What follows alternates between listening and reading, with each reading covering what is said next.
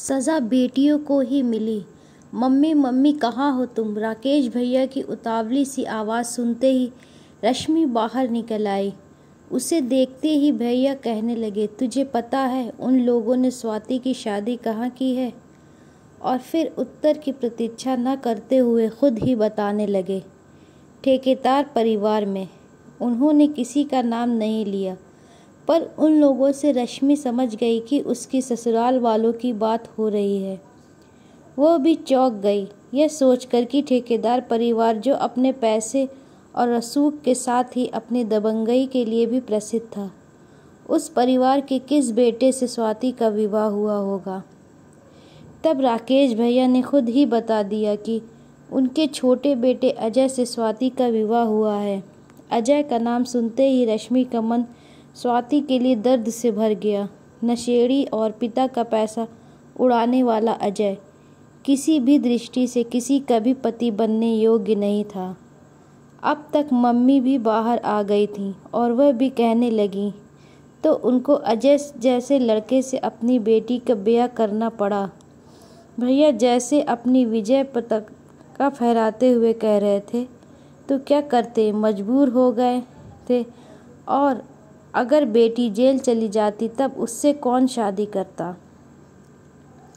इसके बाद मम्मी और भैया पता नहीं क्या क्या बात करते रहे, पर रश्मि तो परेशान होकर बाहर बालकनी में आकर बैठ गई और चुपचाप मैदान में खेलते बच्चों को देखने लगी।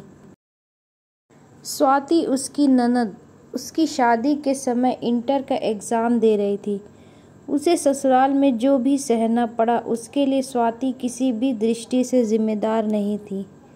वो तो भाभी भाभी कहती हुई कभी उसका पल्लू संभालती थी तो कभी उसे निहारती रहती थी। हाँ, धीरे धीरे उसे भी समझ में आ गया था कि उसके भाई और भाभी के बीच में कटुता बढ़ती जा रही है। तब से उसने रश्मि कुछ दूर रहना शुरू कर दिया था, लेकिन उसने रश्मि का कुछ बुरा नहीं किया था। उसकी शादी अजय जैसे लड़के से हो जाना रश्मि को अभी भी दुखी कर रहा था। रश्मि का विवाह स्वाति के भाई संदीप से हुआ था। दोनों परिवार कस्बे में रहने वाले लोग थे, जो जाति पाति बिरादरी इन सब बातों का बहुत ज़्यादा ध्यान रखते हैं। इसलिए पापा ने बहुत देखभाल कर कहीं परिवार में कोई खोट ना हो, रश्मि के लिए संदीप को पसंद किया था। संदीप दूसरे शहर में रहकर नौकरी कर रहा था। शादी तय होने के बाद से ही वह देखती थी संदीप कभी भी उसे फ़ोन करने की कोशिश नहीं करते थे, ना ही कभी उन्होंने उसमें रुचि ली। उसे लगा कि यह परिवार का संकोच होगा।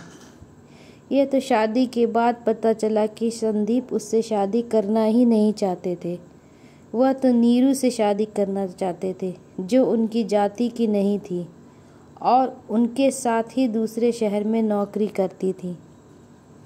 उन्होंने माता पिता को नीरू के विषय में बताया और उससे विवाह करने की इच्छा जाहिर की, परंतु तीव्र विरोध के द्वारा पिता ने उनकी बात को अनसुना कर दिया। नीरू के बारे में जानने के बाद भी उन्होंने उनका रिश्ता रश्मि से तय कर दिया था। उन्होंने संदीप से साफ कह दिया कि किसी भी दशा में दूसरी बिरादरी की लड़की इस घर में नहीं आ सकती, और संदीप हाथ बांधे उनकी आज्ञा का पालन करने खड़े हो गए। रश्मि को शादी के बाद ही संदीप ने बता दिया कि उनके मन में तो नीरू है, बस पिता के कहने से ये विवाह किया है। साथ ही ये भी बोले, तुम आराम से रहो, माता पिता की बहू बनकर तुम्हें कभी कोई परेशानी नहीं होगी।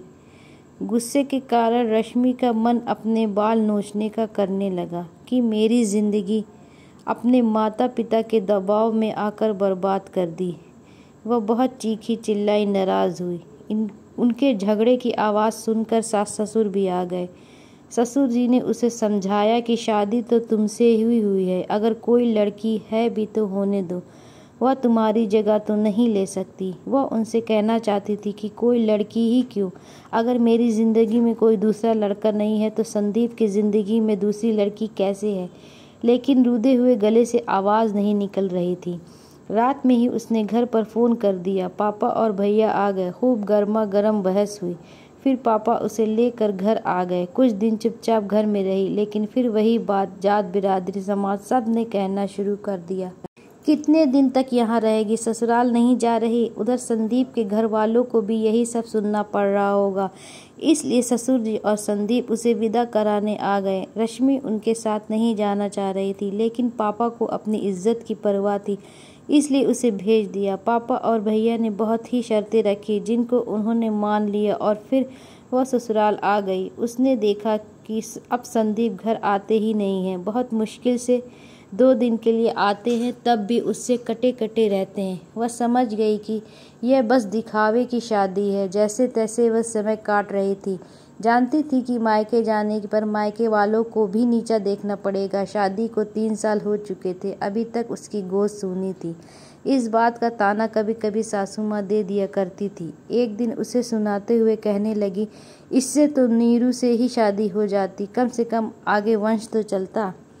इस बार रश्मि ने ठान लिया था कि संदीप को नीरू से संबंध समाप्त करने के लिए कड़ाई से मना करेगी।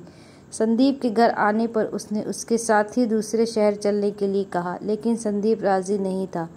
इस बात पर बहस होने लगी। बहस बहुत अधिक बढ़ गई और फिर गुस्से में आकर संदीप ने उसकी कसकर पिटाई कर दी। सास ससुर ने भी उसका साथ न देकर उससे कहा कि तुम्हें धैर्य रखना चाहिए, और फिर संदीप भी तो तुम्हें सहन कर रहा है, जबकि तुम उसे संतान नहीं दे पाई हो। अपमानित रश्मि के पिता जब विरोध करने आए, तब बेटी के ससुराल वालों ने सोचा कि शादी को 3 साल हो ही चुके हैं, अब क्या कर सकते हैं, इसलिए उनसे भी अपमानजनक व्यवहार किया। पिता और भाई दोनों को ही पहले ही संदीप के व्यवहार की वजह से उस पर बहुत गुस्सा आ रहा था। अब बेटी का ही नहीं, अपना अपमान भी देखकर उनके गुस्से की आग भड़क उठी। संदीप के परिवार की इतनी हिम्मत कि उनके घर की बेटी से ऐसा व्यवहार करे। ये सोचकर उन्होंने थाने जाकर संदीप के पूरे परिवार के विरुद्ध रिपोर्ट लिख जाते समय उनकी बेटी स्वाति का नाम भी लिखवा दिया। बेटी को दहेज के लिए सताया जा रहा है तथा मारपीट भी की जा रही है, ये कारण लिखवाया। रश्मि को चोट तो लगी ही है, उसकी डॉक्टरी करा ली गई, इसलिए उनका केस और मजबूत बन गया। स्वाति के जेल जाने से उन लोगों की बहुत बेइज्जती होती, इसलिए उन लोगों ने जैसे तैसे पैसा देकर माँ और स्वाति को जेल जाने से रोका। संदीप और पिता दोनों को जेल हो गई, पर कुछ समय बाद जमानत पर रिहा होकर आ गए। स्वाति का नाम हट तो गया था, लेकिन अब उसके पिता और भाई को चिंता हुई कि यह केस चलता रहेगा तो कहीं ऐसा न हो जाए कि स्वाति के साथ कुछ गलत हो जाए या उसका विवाह ही न हो पाए।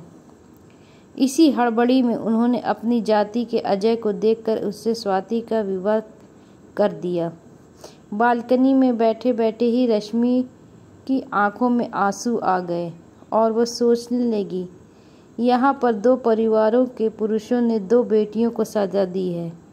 रश्मि के घर वालों ने ध्यानपूर्वक बस जाति बिरादरी आदि की जांच कर ली, लड़के के चरित्र की जांच नहीं की और उसका विवाह कर दिया। अपनी ही बेटी का गलत लड़के से विवाह करके उसे दंड दिया और फिर अत्यधिक क्रोध के कारण स्वाति सहित संदीप के पूरे परिवार के विरुद्ध रिपोर्ट लिखवा दी। स्वाति की तो कोई गलती नहीं थी, पर उसे नहीं छोड़ा, जिससे संदीप के परिवार की और बेइज्जती हो।